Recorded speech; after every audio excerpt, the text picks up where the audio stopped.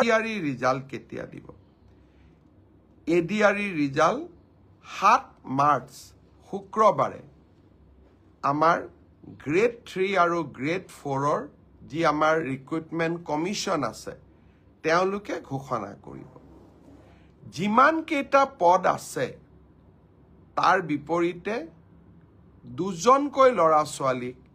এই পৰীক্ষাত উত্তীৰ্ণ হ'ব আৰু তেওঁলোকৰ মাজত পৰৱৰ্তী সময়ত ৰিটেন টেষ্ট অৰেল অনুষ্ঠিত হ'ব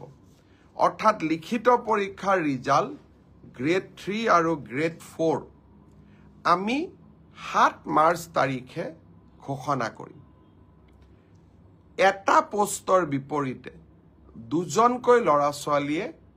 এই লিখিত পৰীক্ষাত উত্তীৰ্ণ হ'ব শেষৰ নম্বৰটোত যদি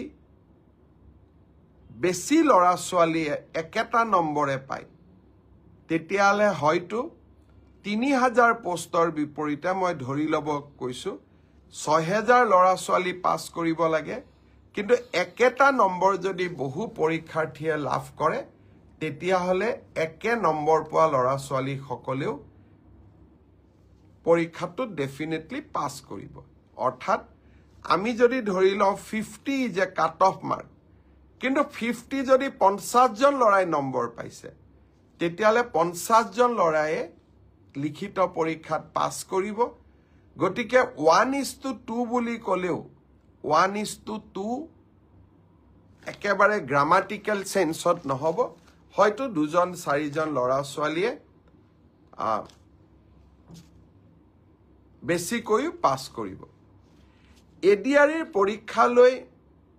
তাৰ ৰিজাল্ট কি হ'ব তাক আপোনালোকে জানেই সেইবাবে মই যিসকলে পাছ কৰিব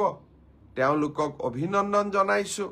যাতে অৰেলৰ বাবে তেওঁলোক সাজু হ'ব পাৰে আৰু যিসকলে পাছ নকৰিব আমি পুনৰ এই বছৰৰ শেষৰ ফালে নতুন বিজ্ঞাপন দিয়াৰ বাবে চেষ্টা কৰিম আপোনালোকে আৰু এবাৰ পৰীক্ষাত অৱতীৰ্ণ হ'ব আৰু লগতে অসমত উদ্যোগসমূহো আহিব